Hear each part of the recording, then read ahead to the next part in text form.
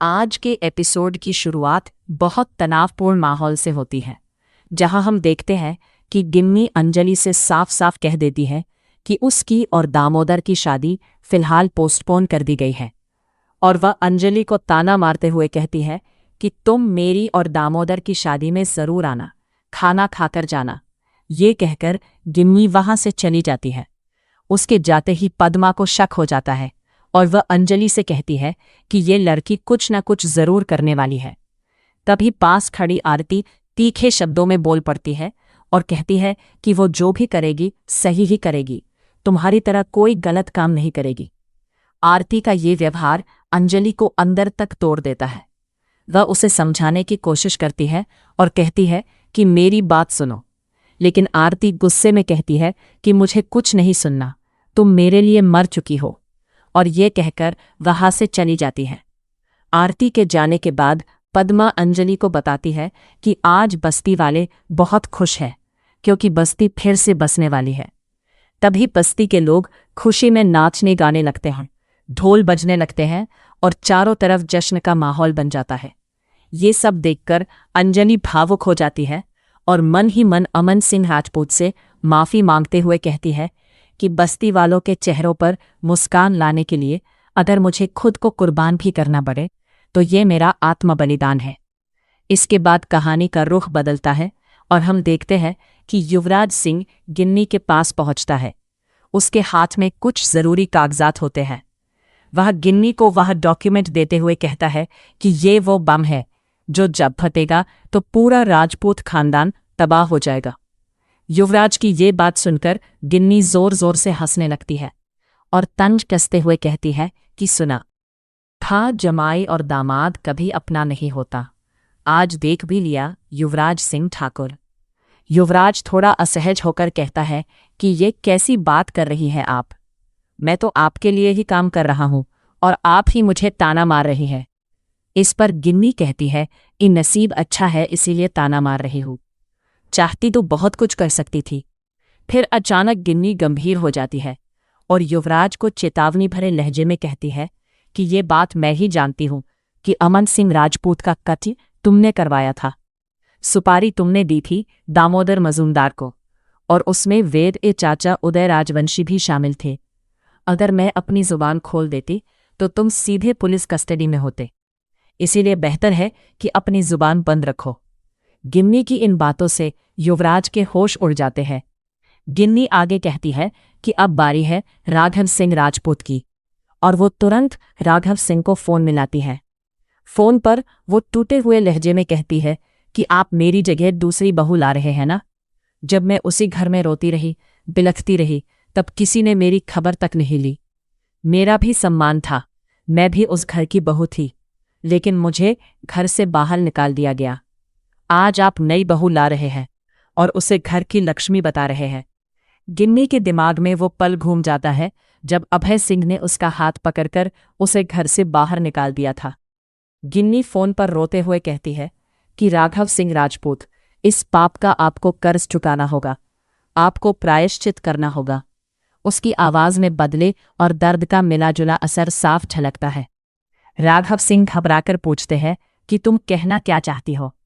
तभी गिन्नी युवराज की ओर इशारा करती है और फोन पर कहती है कि क्या कह रहे थे आप। ये सुनते ही युवराज के चेहरे का रंग उड़ जाता है। वह गिन्नी को इशारे से रोकने की कोशिश करता है और कहता है कि मेरा नाम मत बोलना। राघव सिंह सब कुछ समझ जाते हैं और पूछते हैं कि तुम्हारे पास कौन है। गिन्नी ठंडी हंसी के साथ कहती है कि कोई है आपका जान पहचान वाला। फिर वह चेतावनी देती है कि मेरे आंसुओं की धारा से पूरा राजपूत हाउस बह जाएगा और ये कहकर फोन काट देती है। फोन कटते ही राघव सिंह के पास साधिका आ जाती है और पूछती है कि कौन थी, क्या गिन्नी थी। राघव सिंह कहते हैं हाँ वही थी, मुझे डरा रही थी।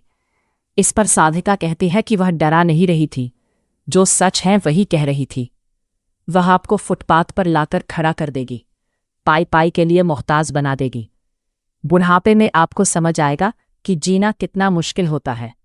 सिर्फ एक बेटे के लिए आपने अपना घर बार सब कुछ दांव पर लगा दिया। राघव सिंह गुस्से में कहते हैं तो फिर क्या हुआ?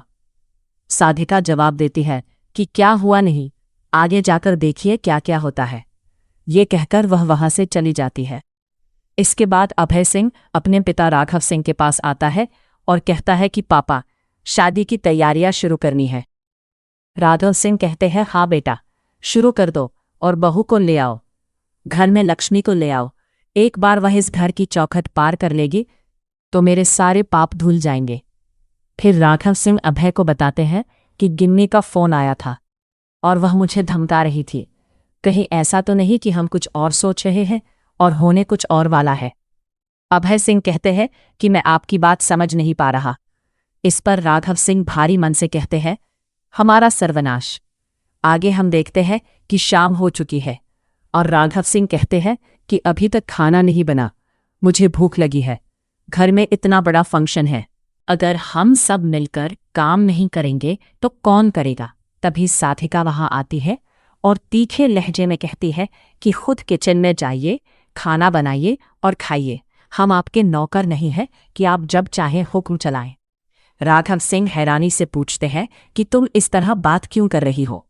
तभी वैभव आ जाता है और कहता है कि पौर किस तरह बात करेगी, जाइए किचन में जाइए और खुद खाना बनाकर खाइए।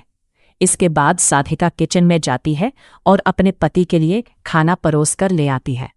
यह देखकर राघव सिंह चौंक जाते हैं और कहते हैं कि साधिका, ये क्या हो रहा है, तुम अपने पति को खाना परोस रही हो और मुझे नहीं। इस पर साधिका गुस्से में कहती है कि आपको शर्म नहीं आ रही।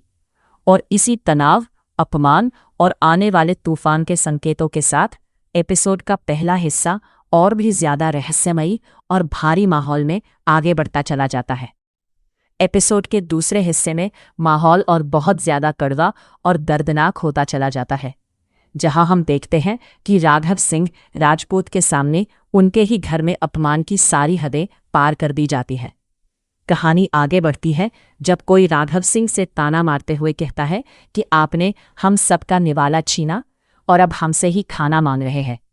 तभी वहां भजन सिंह आ जाता है और व्यंग्य भरे लहजे में कहता है कि आपने तो बहुत अच्छा काम किया है जो आप इनसे खाना मांग रहे हैं।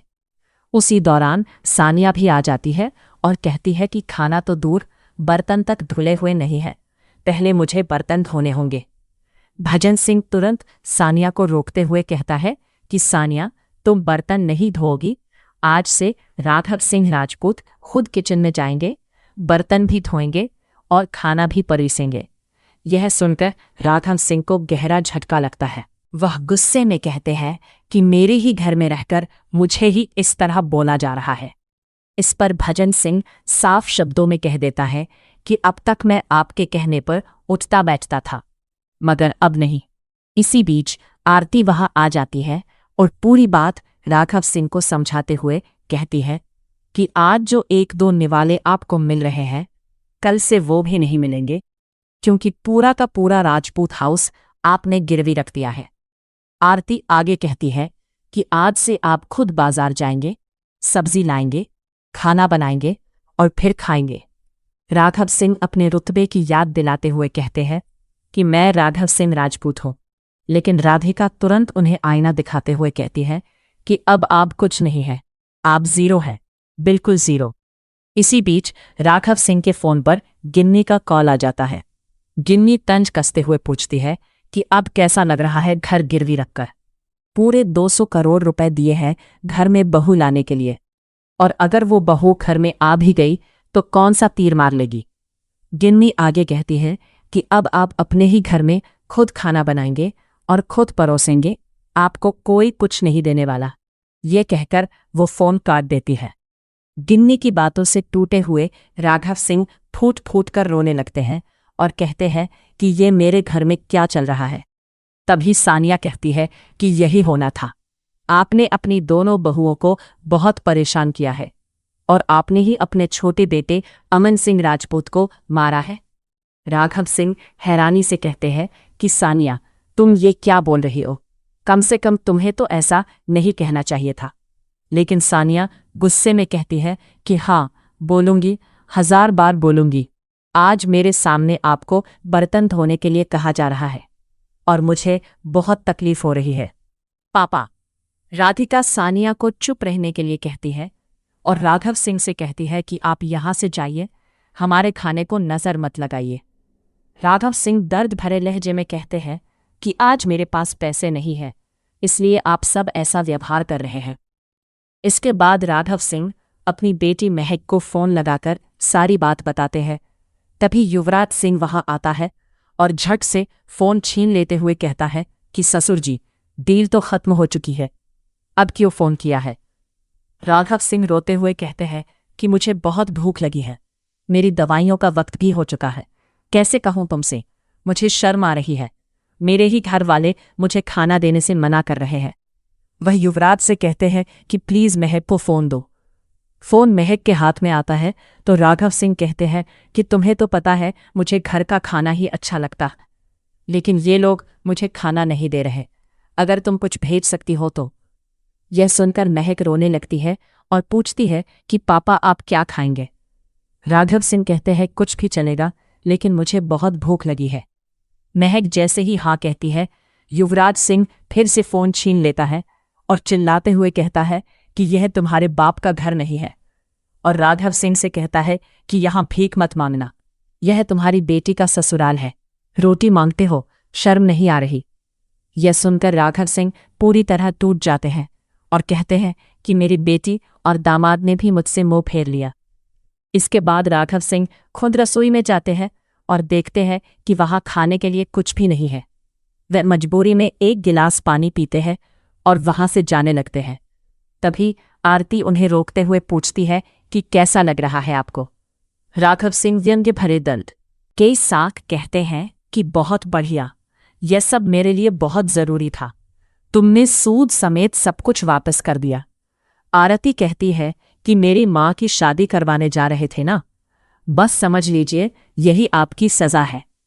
तभी वहां अभय सिंह आ जाता है और गुस्से में आरती से कहता है कि ये क्या बोल रही हो तुम इंसान भी हो या नहीं। आरती बेबाकी से जवाब देती है कि इंसान हूं, लेकिन सिर्फ इंसानों के लिए, और इस घर में अब शहनाई नहीं बजेगी। राघव सिंह पूरी जिद के साथ कहते हैं कि मेरी बहू इस घर में जरूर आएगी, उसका गृह प्रवेश होगा, सुहागरात होगी और पहली रसोई भी जरूर होगी। इसी अहंकार, टकराव और बदले की आग के साथ एपिसोड का दूसरा हिस्सा खत्म होता है, जो आने वाले एपिसोड में और भी बड़े तूफान का इशारा करता है। आज का एपिसोड आपको कैसा लगा, हमें कमेंट में जरूर बताएं और ऐसे ही अपडेट्स के लिए हमारे चैनल इन्फो ड्रामा हब को सब्सक्राइब करना न भूलें।